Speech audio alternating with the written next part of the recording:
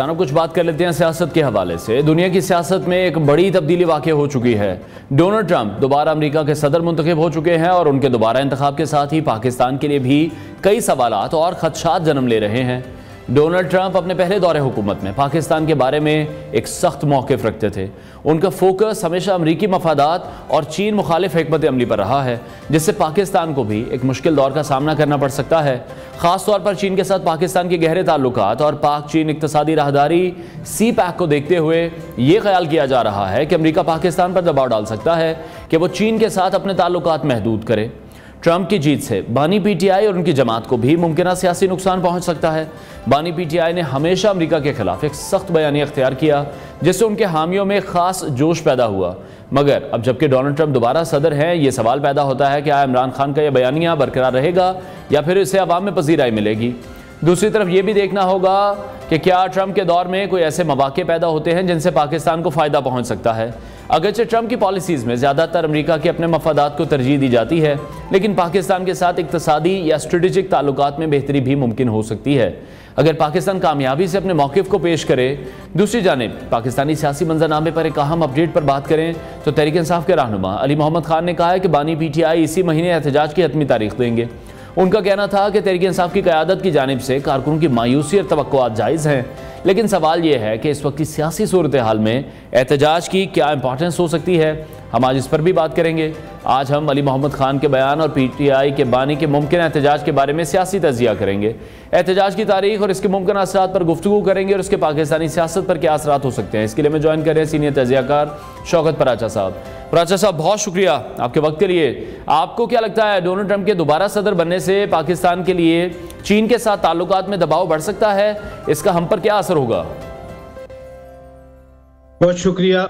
بہت بڑا critical question یہی ہے کہ ڈونلڈ ٹرمپ جو چین کے ساتھ مقابلہ کرنا چاہ رہے ہیں۔ آپ کو یاد ہے جب پچھلی بار وہ صدر تھے تو انہوں نے کچھ چائنیز ایکسپورٹس پر ایکسٹرا ڈیوٹی عائد کر دی تھی۔ ایکسٹرا ڈیوٹی کا مطلب یہ ہوتا ہے کہ آپ ان کی ایکسپورٹ کو ڈسکریج کریں، کیونکہ ٹرمپ کی پالیسی ہے کہ امریکہ کے اندر ہی اکنامک ایکٹیویٹی ہو۔ وہ جو انڈسٹری شفٹ ہو گئی تھی چائنا میں یا دیگر ممالک میں، ٹرمپ اس کو واپس لانا چاہتے ہیں۔ دوسری اہم بات، امریکہ نے کوآڈ ایک بنایا ہوا ہے ساؤتھ چائنا سی معاملات کے لیے، جس میں جاپان، آسٹریلیا، انڈیا اور امریکہ کا کوآڈ ہے۔ تو جو نئی ایک کولڈ وار کی ایک صورتحال بنی ہے جس میں رشیا اور چائنا ایک طرف ہے اور امریکہ دوسری طرف ہے، تو اس میں یقینی طور پر چائنا پر دباؤ بڑھانے کے لیے ڈونلڈ ٹرمپ الائنسز بھی بنائیں گے، جو پہلے سے الائنسز ہیں ان کو اسٹرینتھن کریں گے، اور ساتھ ساتھ کچھ نئے انیشیٹو بھی آ سکتے ہیں۔ اور اس صورتحال میں چونکہ پاکستان چین کا ایک اسٹریٹجک الائے ہے اور سی پیک کے حوالے سے فلیگ شپ یہ پروجیکٹ ہے بی آر آئی کا، بی آر آئی کو یعنی جو انیشیٹو ہے پریزیڈنٹ شی کا دنیا میں تجارت کرنے کا، نیٹ ورک کرنے کا، ایک طرح کے روابط برقرار رکھنے کا، بیلٹ اینڈ روڈ انیشیٹو کہتے ہیں، اس کے حوالے سے جتنا امریکی دباؤ آئے گا، پاکستان چونکہ سی پیک بنا کر فلیگ شپ پروجیکٹ چلا رہا ہے، تو اس لیے یقینی طور پر کنٹینمنٹ آف چائنا میں جہاں ایک طرف انڈیا کو فردر پروموٹ کیا جائے گا، پاکستان کے لیے یقینی طور پر آنے والے حالات چیلنجنگ ثابت ہو سکتے ہیں۔ ٹھیک ہے، اور پراچا صاحب آپ کو کیا لگتا ہے کیملا ہیرس ہوتی ہیں یا ٹرمپ اگر اب جیت گئے ہیں تو دونوں کے فرق آپ کو کوئی لگ رہا ہے کہ پاکستان کے سیاسی منظرنامے پر اثرات مرتب ہوں گے اس کے، خصوصاً جب ہم دیکھتے ہیں کہ بانی پی ٹی آئی کی طرف سے یا پاکستان تحریک انصاف کی طرف سے ایک ایسا موقف اختیار کیا گیا تھا امریکہ مخالف، تو وہ اب اس موجودہ حکومت پر بھی اس پالیسی کا کچھ تو اثر پڑے گا؟ ابھی تو بھائی صورتحال اور ہے، ابھی امریکہ مخالف نہیں، اب تو امریکی جھنڈے اٹھا کر ثوابی کے جلسے میں نعرے لگائے جاتے ہیں۔ اب تو امریکہ کی طرف سے جیسے ہی بائیڈن آئے، صدر ٹرمپ آئیں گے 20 جنوری کو، ڈونلڈ ٹرمپ اپنا عہدہ سنبھالیں گے، تو یہاں تو بڑی خوشیاں ہیں کہ جی بالکل وہ ہماری مدد کریں گے، اور وہ جو امریکی غلامی نامنظور کا ایک نعرہ لگا ہوا تھا، اب تو امریکی مداخلت منظور منظور منظور کے باقاعدہ 3 بار نعرے لگائے گئے۔ اس لیے کانگریس مینوں سے خط لکھوانا ہو، کانگریس میں، امریکی کانگریس میں پاکستان مخالف قرارداد منظور کروانی ہو، اب تو بھائی وہ ایبسلیوٹلی ناٹ والی باتیں بہت پرانی ہو چکی ہیں. آپ کس صدی کی بات کر رہے ہیں, کس ماضی کی بات کر رہے ہیں؟ سر میں ماضی کی بات نہیں کر رہا, میں صرف یاد دلانا چاہ رہا ہوں پاکستان تحریک انصاف کو اور ان کے فالوورز کو کہ کہاں ایک طرف یہ تمام تر باتیں کی گئیں اور یہ کہا گیا کہ کیا ہم کوئی غلام ہیں, ہم کسی سے ڈکٹیشن نہیں لیں گے. جس طرح سے وہ خط لہرایا گیا, وہ سائفر جس طرح سے لہرایا گیا اور اب اس کو شاید کسی جیب میں ڈال کر چھپا لیا گیا ہے کہ یہ بات ہم نے کبھی کی نہیں تھی, تو یہ شاید سب سے بڑا یو ٹرن ہوگا پاکستان تحریک انصاف کا. یو ٹرن ہو نہ ہو لیکن ابھی خوشی موجود ہے. ملکوں کے تعلقات ملکی مفاد کے تابع ہوتے ہیں. امریکہ کا اگر مفاد یہ ہوگا کہ بانی پی ٹی آئی یا ان کی پارٹی پہ کسی نہ کسی طرح سے رعایت دلوانی ہے, جسے این آر او کہا جاتا ہے, تو وہ ضرور حربہ استعمال کریں گے. لیکن اگر امریکہ کے نظر میں ان کا مفاد اس میں ہے کہ پاکستان کو بس اس کے حال پہ چھوڑ دیا جائے, جیسے پاکستان کی حکومت, پاکستان کی ریاست جو امریکہ سے تعاون چاہ رہی ہے وہ کرتے رہیں, تو پھر وہ اپنی پالیسی کو اس طرح چلائیں گے. ہاں ایک بات ضرور ہے کہ ڈونلڈ ٹرمپ کی اپنی جو پرسنالٹی ہے, شخصیت ہے, وہ امریکیوں کے لیے, امریکن اسٹیبلشمنٹ کے لیے بھی انپریڈکٹیبل ہے. میرا سب سے زیادہ اس وقت امریکہ اور پاکستان سے تعلق کے حوالے سے نہیں ہے زیادہ میں سوچ رکھتا, لیکن مجھے تو زیادہ یہ پریشانی ہے کہ ڈونلڈ ٹرمپ اور ان کی اپنی اسٹیبلشمنٹ کے درمیان جب مسائل بنیں گے, چپکلش بڑھے گی, تو اس کا دنیا پہ کیا اثر پڑے گا. اس لیے کہ پاکستان اور امریکہ کے درمیان تعلقات یہ کوئی عوامی سطح کے یا پارلیمنٹری سطح کے نہیں ہیں. شاید ہی کانگریس مینوں کو ادھر کوئی جانتا ہو اور شاید ہی ہمارے اراکین پارلیمنٹ کو ادھر کوئی جانتا ہو. امریکہ اور پاکستان کا تعلقات ہمیشہ پینٹاگون اور اسٹیبلشمنٹ کا تعلق رہا ہے, یعنی امریکن اسٹیبلشمنٹ اور پاکستانی اسٹیبلشمنٹ ٹرانسیکشنل ریلیشن رہا ہے کہ جب بھی ایک دوسرے کی ضرورت پڑی ہے, اور موسٹلی جب امریکہ نے چاہا کہ اب پاکستان کی ضرورت ہے, پاکستان کے ساتھ کبھی نیٹو, کبھی سیٹو, کبھی سینٹو والے نیٹو کی طرز پہ 2 معاہدے جو سیٹو سینٹو تھے وہ بنا لیے جائیں, یا پھر 80 کی دہائی میں افغانستان کے لیے پاکستان کو ایک بفر سٹیٹ بنا کر اپنا ایجنڈا پرسو کیا جائے, یا وار آن ٹیرر میں اگین پاکستان کے قریب آیا جائے, تو یہ نیسیسرلی وہاں امریکن اسٹیبلشمنٹ کا ہماری اسٹیبلشمنٹ کے ساتھ تعلق رہا ہے. اگر ٹرمپ اور ان کی اسٹیبلشمنٹ کی آپس میں اسی طرح سے چپکلش چلتی ہے, تو پھر سمجھ لیں پھر بانی پی ٹی آئی کی مدد کوئی نہیں کرے گا. ٹھیک ہے. اچھا دوسری طرف اب بانی پی ٹی آئی کی مدد کے حوالے سے میں اس کو کریکٹ کرنا چاہوں گا, جس طرح سے آپ یہ کہہ رہے ہیں کہ اب انتظار تو یہ کیا جا رہا ہے کہ 20 جنوری کو جب ڈونلڈ ٹرمپ باقاعدہ طور پر اپنے صدر کا حلف بھی اٹھا لیں گے اور جب وہ آ جائیں گے اقتدار میں, تو اس وقت پاکستان تحریک انصاف کو یہ لگ رہا ہے کہ ایک ریلیف ملے گا بانی پی ٹی آئی کو بھی اور پوری پاکستان تحریک انصاف کو بھی. لیکن اس کے ساتھ ساتھ بہت سے تجزیہ کار یہ بھی کہہ رہے ہیں کہ اس سے پہلے ہی اب امید یہ ظاہر کی جا رہی ہے کہ کسی عرب دوست ممالک سے فون آ جائے گا بانی پی ٹی آئی کی رہائی کے لیے. دیکھیں 7 اکتوبر سے لے کر آج 13 نومبر تک تو عرب ملک سے کوئی فون نہیں آیا. جی آن دا کنٹری عرب ملکوں نے موجودہ ڈسپنسیشن جو ہے اس کو سپورٹ کیا ہے. ایون جب پی ڈی ایم کی گورنمنٹ یعنی شہباز شریف پارٹ 1 تھی تو اس وقت بھی سپورٹ کیا, اور اب جب کہ پی ڈی ایم نہیں ہے بلکہ نون لیگ کی حکومت ہے, باقی چھوٹے علاحد ملا کر, تو اس میں بھی عرب ممالک نے مدد کی ہے. ابھی ایک ہی مہینے کے اندر سعودی عرب کا ایک ڈیلیگیشن ادھر آ گیا, $2.2 بلین کے ایم او یوز پر سائن ہوئے. پھر وزیر اعظم میاں شہباز شریف 2 ہفتے پہلے 1.5 ہفتہ پہلے سعودی عرب گئے, اور ابھی آج بھی وہ باکو میں آذربائیجان میں ہے, اور آذربائیجان وہ گئے ہی ریاض سے. تو اتنا اگر گریٹر انٹریکشن ہے تو فون تو آنا ہو یا ان کو لے کر جانا ہو تو سعودی عرب ہی لیڈ کرتا ہے.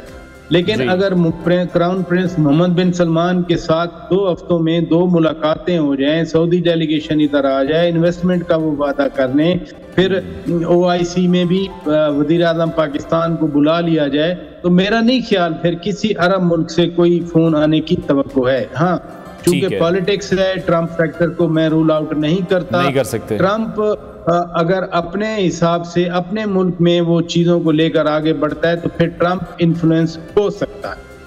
ٹھیک ہے. اچھا, ڈونلڈ ٹرمپ کے حوالے سے میں ایک اور سوال کرنا چاہوں گا کہ ڈونلڈ ٹرمپ کے ساتھ پاکستان کے جو تعلقات ہوں گے ان کے ٹینیور میں آپ کو کوئی مثبت پہلو بھی نظر آ رہا ہے یا پھر پاکستان کے لیے آپ کو صرف چیلنجز ہی نظر آ رہے ہیں؟ 1 جنوری 2016 کو یقین مانے امریکن ایڈمنسٹریشن کو بھی علم نہیں تھا, نہ امریکی سفارت خانے سے یہاں اسلام آباد میں کنسلٹ کیا گیا تھا, جو بعد میں ہم نے پروب کرنے کی کوشش کی. جی, ہم نے پوچھا ڈپلومیٹ سے, کسی کو علم نہیں تھا. تو ٹرمپ نے وہ ٹویٹ کیا تھا, آئی وش کہ آپ اپنے ویورز کو بھی دکھائیں, جس میں کہا گیا تھا ہم نے $33 ارب دیے پاکستان کو اور پاکستان چیچے ڈال. یہ الفاظ تھے ڈونلڈ ٹرمپ. کسی کو علم نہیں تھا, پتہ نہیں کس نے اس کو فیڈ کیا. انپریڈکٹیبلٹی کا جو ایلیمنٹ ہے within the person of Donald Trump, اس حوالے سے یہ 4 سال جب وہ اقتدار سنبھالیں گے, 4 سال ہر ایک پریشان بھی رہے گا, ہر ایک خوش بھی رہے گا, کیونکہ انسرٹ ہو سکتا ہے وہ بالکل ہی پاکستان کا نام ہی نہ لے, بالکل ہی پاکستان کو بھول جائے. ہو سکتا ہے ڈونلڈ ٹرمپ جیسے آؤٹ آف دا وے بعض اوقات خان صاحب کا نام لے لیا کرتے تھے 1-2 بار, تو مسلسل وہ طوطے کی طرح یہ نام لیتا رہے. تو انپریڈکٹیبلٹی وہ صرف پاکستان کے لیے مسئلہ نہیں ہوگا, پوری دنیا کے لیے. پوری دنیا کے لیے اس لیے کہ ایران کے نیوکلیر پروگرام میں جو ایگریمنٹ ہوا تھا اس سے اس نے نکال لیا تھا, کلائمیٹ چینج کے حوالے سے جو پیرس ٹریٹی تھی اس میں سے اس نے نکال لیا تھا, اس نے اینٹی ڈمپنگ کے نام پہ کچھ ڈیوٹیز بڑھا دی گئی تھی. اب کیا پلان لے کے آ رہے ہیں نوبڈی نوز, کس طرح سے ایڈمنسٹریشن کو چلائیں گے نوبڈی نوز. لیکن ایک بات ضرور ہے کہ دوحہ ایگریمنٹ کا کریڈٹ ڈونلڈ ٹرمپ پہ جاتا ہے, جس کی تحت افغانستان سے امریکی افواج واپس گئی تھی. ٹھیک ہے. اچھا پراشا صاحب, ایک اور ایشو ہے جس طرح سے ابھی ہم دیکھ رہے ہیں کہ ودن پاکستان ابھی علی محمد خان کی جو سٹیٹمنٹ ہے وہ یہ کہہ رہے ہیں کہ بانی پی ٹی آئی اسی مہینے احتجاج کی حتمی تاریخ بھی دیں گے. آپ کے خیال میں اب آپ کو کیا لگ رہا ہے اس احتجاج کی تاریخ کے اعلان سے جو سیاسی ماحول ہے اس میں کیا تبدیلی آ سکتی ہے, جب ہم خود اس حوالے سے بات کر رہے ہیں کہ دیگر ممالک آ رہے ہیں انویسٹمنٹس لے کر, بات چیت چل رہی ہے, وزیر اعظم شہباز شریف بڑے ایکٹیو ہمیں دکھائی دے رہے ہیں, دوسرے ممالک کے دورے اس وقت کیے جا رہے ہیں, اور کہیں نہ کہیں معیشت میں ہم تیزی تو ضرور دیکھ رہے ہیں, تو آپ کو لگتا ہے this is not the right time for Pakistan Tehreek Insaf کہ وہ پھر سے احتجاج کی سیاست کی طرف آئیں؟ ایک تھیسس یہ بھی رہا ہے پاکستان میں کہ جب بھی پاکستان اکانومی کے فرنٹ پہ بہتر پرفارم کرنے کی پوزیشن میں آتا ہے تو پی ٹی آئی میدان میں آ جاتی ہے, تحریک احتجاج کا نام لے لیتی ہے. 25 مئی 2022 کو آئی ایم ایف والے یہیں یو اے ای میں بیٹھے ہوئے تھے کہ انہوں نے یہاں پہ اسی دن لانگ مارچ کا اعلان کیا, اور آئی ایم ایف والے یو اے ای سے چلے گئے, اور پاکستان کو آئی ایم ایف کے ساتھ جو پروگرام تھا اس میں ڈیلے کا پاکستان کو نقصان اٹھانا پڑا. اب انویسٹمنٹ کی خبریں آ رہی ہیں, آئی ایم ایف کے ساتھ $7 ارب سے زیادہ ایگریمنٹ ہو گیا ہے. آپ نے دیکھا انفلیشن ریٹ جو ہے وہ سنگل ڈیجٹ میں آ گیا 32% سے. اسی طرح سے جو مارک اپ اسٹیٹ بینک کا ہے 22% کا اور 15% کا, تو یہ ساری ایک اچھی ڈیولپمنٹ ہے آن دی اکنامک فرنٹ. اور اس میں پھر کہا جائے کہ ہم احتجاج کریں گے, ایجیٹیشن کریں گے, شکر ہے کہ اب آئی ایم ایف کے ساتھ ایگریمنٹ ہو گیا, وہ خطوط لکھنے کا سلسلہ بند ہو گیا. شکر ہے کہ اب انفلیشن نیچے آ گیا, جس کی وجہ سے وہ جو پبلک پیشن اراؤزنگ تھی وہ اس کا کم از کم اس کا ٹیمپریچر, اس کا لیول نیچے آ گیا. لیکن احتجاج اگر آپ مسلسل رکھیں گے, کوئی ملک اگر انٹرنل ٹرموائل میں رہے گا, انتشار کی صورتحال میں رہے گا, تو نہ تو کوئی انٹرنل پروڈکٹیوٹی بڑھ سکے گی آگے, اور نہ ہی جو انفلوز ہیں فرام دی آؤٹ سائڈ. آج کل تو انویسٹمنٹ کا دور ہے کہ جتنی جس ملک میں زیادہ انویسٹمنٹ ہوگی اس ملک میں اتنا روزگار زیادہ ہوگا, پروڈکٹیوٹی زیادہ ہوگی, جی ڈی پی بڑھے گی, ایکسپورٹس بڑھے گی. یہی ملکوں کی انکمز ہیں آج. لیکن دوسری طرف جب ہم ایک امید یہ ظاہر کر رہے ہیں کہ وفاقی حکومت یہ تمام تر کام کر رہی ہے, یا اگر ہم پنجاب گورنمنٹ کے حوالے سے بات کر لیں, ہم سندھ گورنمنٹ کے حوالے سے بات کر لیں, تو کے پی گورنمنٹ کو دیکھ کر آپ کو کیا لگتا ہے؟ وہاں کے وزیر اعلیٰ ہیں, ان کی سٹیٹمنٹ تو وہ گنڈاسے سے شروع ہوتی ہیں, وہ بھی یہی کہہ رہے ہیں کہ کفن باندھ کر آئیں گے. اس بیان کو آپ کس طرح سے دیکھ رہے ہیں؟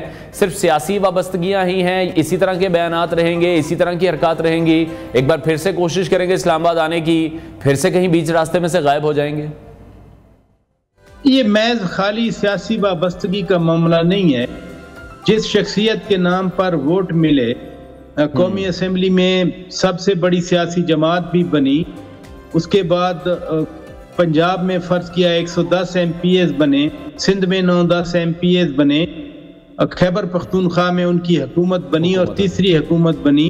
تو اس کے نام پہ اگر ان کو ووٹ ملیں تو پھر وہ جیل میں مسلسل رہیں تو لوگوں کا پریشر آتا ہے, ووٹرز کا پریشر آتا ہے, دانشوروں کا پریشر آتا ہے, اپنے پارلیمنٹیرینز کا پریشر آتا ہے کہ بھائی آپ حکومت کے مزے تو لے رہے ہیں لیکن جس کی وجہ سے آپ کو حکومت ملی آپ اس کو بھول چکے ہیں. تو اس لیے جب آپ کہیں کہ علی امین خان گنڈا پور کے نعروں کو آپ گنڈاسا کہیں یا جو مرضی کہیں, امپیکٹ کریٹ کرنا ان کے لیے مجبوری ہے. اور دوسری طرف ان کی مجبوری یہ ہے کہ صوبے کے چیف ایگزیکٹو ہیں, انہوں نے صوبے کے معاملات بھی آگے چلانے ہیں اور مرکز سے آپ کا انٹریکشن بھی اپنا رکھنا ہے, کیونکہ یہ فیڈریشن ہے, کانفیڈریشن نہیں ہے ملک. یہ فیڈریشن ہے جس میں انٹر پروونشل جو معاملات ہیں ان کے لیے chief executive of the province نے ہی ڈیل کرنا ہے. مثلا اس نے مالیات والے سی سی آئی میں بیٹھنا ہے یا دوسرے اجلاسوں میں بیٹھنا ہے تو وہ شہباز شریف کے ساتھ بھی نظر آئیں گے. جیسے چیف جسٹس کا اوتھ تھا ابھی پچھلے دنوں ایوان صدر میں, وہاں بھی نظر آئے تھے, بہت سارے لوگ ان کو تنقید کر رہے تھے. تو جو آپ کے پاس ڈیفرنٹ فیدرز ہوں وہ فیدرز آپ کو ریفلیکٹ کرنا پڑتے ہیں. بطور چیف منسٹر بھی آپ کی ذمہ داری ہیں جو پورا کرنی ہے, لیکن ساتھ ساتھ جو پی ٹی آئی کی طرف سے آپ پر ذمہ داری آتی ہے وہ بھی علی امین خان گنڈا پور پورا کرنے کی پورا کرنے. ٹھیک ہے, اچھا احتجاج کی ممکنہ تاریخ تو بھی دیکھتے ہیں کہ کیا سامنے آتی ہے, لیکن آپ کو کیا لگ رہا ہے حکومتی حلقوں پر کیا دباؤ آئے گا, حکومت اس کو کس طرح سے ٹیکل کرے گی؟ کیونکہ پھر حکومت کے لیے تو مشکل یہی ہوتی ہے کہ اگر کسی دوسرے صوبے سے اٹھ کر لوگ آتے ہیں اور وہاں کے چیف منسٹر اس کو ہم دیکھ رہے ہیں کہ لیڈ بھی کر رہے ہوتے ہیں, پھر مشکل ہو جاتا ہے حکومت کے لیے بھی. روکتے ہیں تو پھر وہاں پر ایسا لگتا ہے کہ کوئی گھمسان کی جنگ وہاں پر ہو سکتی ہے. بہت سے جو کارکنان وہاں پر ہیں ان کی سیفٹی کو بھی دیکھنا ہے, باقی شہریوں کی سیفٹی کو بھی دیکھنا ہے. حکومت نہیں روکتی ہے, کھلے عام آنے دیتی ہے, پھر سانیہ 9 مئی کی طرح کا کوئی واقعہ ہو سکتا ہے. حکومت کے لیے بڑی مشکل ہے. حکومت کا سب سے بڑا چیلنج یہی ہے جو آپ نے بھی کہا کہ ایک آرڈر کو برقرار رکھنا ہے, ایک ایسا ہی فضا برقرار رکھنی ہے جس میں زندگی معمول کے مطابق رہے اور ایٹ دا سیم ٹائم احتجاج, کیونکہ آئین بھی حق دیتا ہے تو احتجاجیوں کو اس حد تک تو آپ نے روکنا ہے کہ کوئی فنڈامنٹل مسئلہ نہ بنے 9 مئی جیسا.